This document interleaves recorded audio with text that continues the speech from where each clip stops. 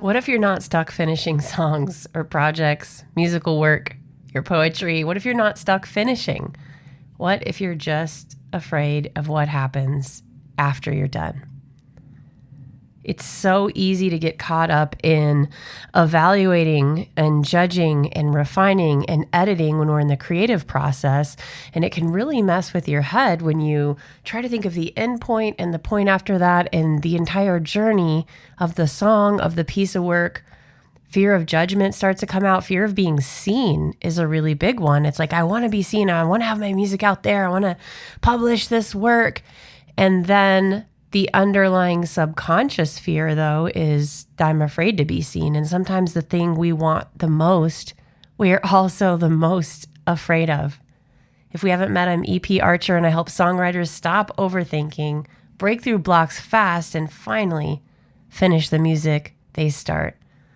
Today is a juicy one, because if we can just acknowledge that this fear exists, if we can be in our feeling of it and say, hey, even though this fear is here, this fear doesn't define me. It doesn't own me. It doesn't control my outcome. What it is fuel. And what it is extrapolated, a giant, big, expanded version of really caring about something. Caring, and it's mixed with maybe a little bit of an unknown. I don't know what's going to happen. And so our primal amygdala survival techniques come in. We don't have to survive the production of our music. We don't have to survive through creating. Creating is what changes us and flips us out of survival mode. If you ever listen to Tony Robbins or any of those type of motivational speakers, action gets us out of stasis. And when we're in our creative mode, when we are making things, when we are connecting, when we are in that higher vibration of manifesting, especially our work, our calling, that is what makes the difference. Creating is what eliminates fear. So if we can keep moving through that process, we can work through that and use it as fuel, not let it define us, not be in judgment or perfectionism. If you just think of how many creators and how many inventors and business people, just you take any niche, any type of calling, anyone in the world, and they have faced fear of rejection. They faced imposter syndrome. They faced the judgment of their work and not feeling like they're good enough. They have faced all of these demons. And the ones that are successful have simply faced it more times.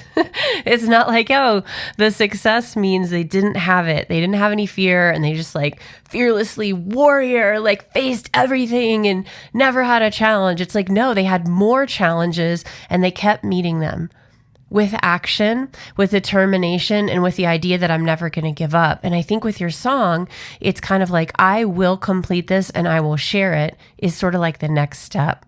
So if you have stuff that's finished, but you haven't shared it, maybe you haven't notated it, maybe you haven't recorded it, maybe there isn't a social media post, maybe you haven't been around a circle of friends or a campfire and been able to just let it out of you, an open mic night, a poetry night, a slam. There's so many different opportunities for you to go ahead and share.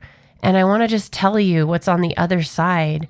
People hungry and wanting and understanding and knowing and feeling with you. That's what's on the other side. And might there be some critics or some negative Nancys? Absolutely. But they also don't define you. They ask you, are you strong?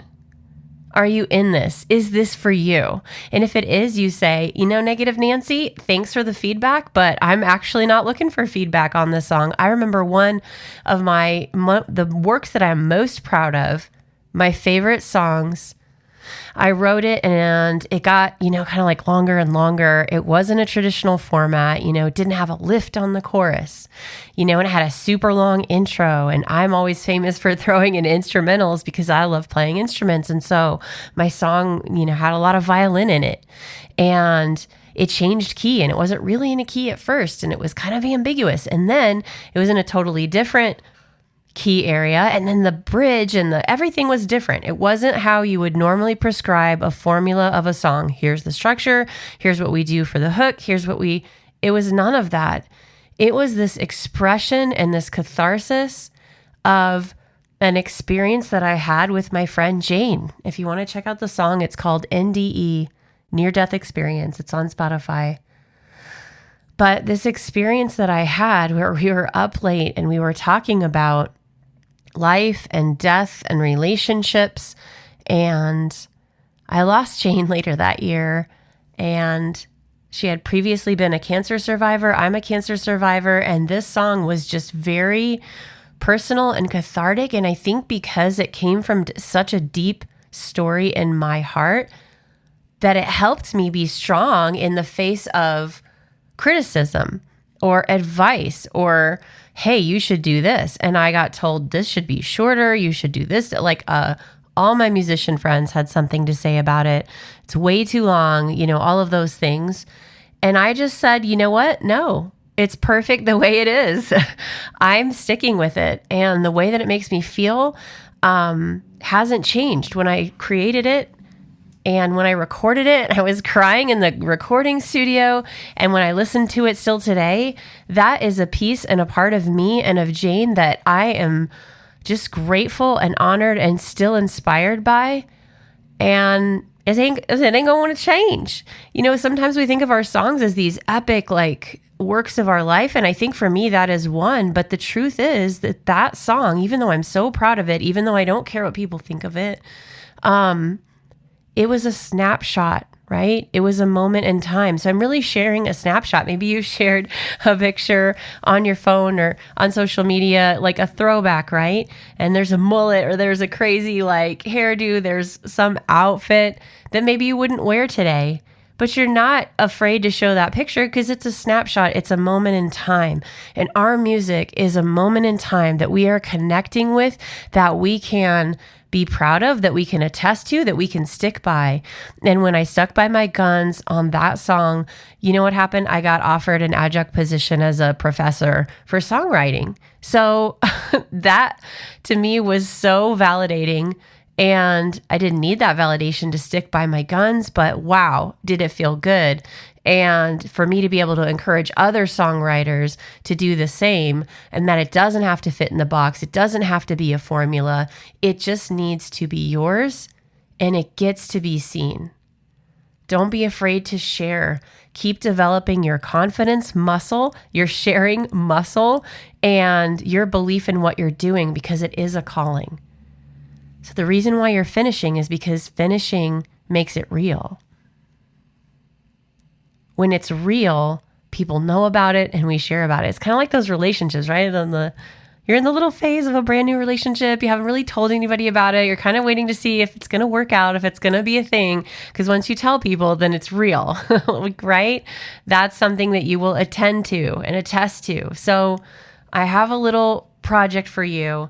Take one rough version of anything you're writing, a poem, a lyric, a song, a melody, and not something perfect, just something that is you, and share it. Just real, just raw. Do a quick post, text a friend, FaceTime somebody, meet up, get around a campfire, because the confidence comes after sharing, and you're never going to develop and build it up so much and face that fear alone. It's when we get together with other people. The problem isn't your music. It's never been your music. Your riffs are good. Your ideas are real. The song is from your heart. What's missing is just a system to finish them and people around you connecting and being able to share with you in that. Music Rebels Rising is a community for musicians and songwriters ready to stop sitting on unfinished ideas and start sharing what they're proud of. Click on the link for instant access to the Finish Your Song in 5 Days challenge, and let's finish something together this week. Your best work is on the other side, and I'll see you there.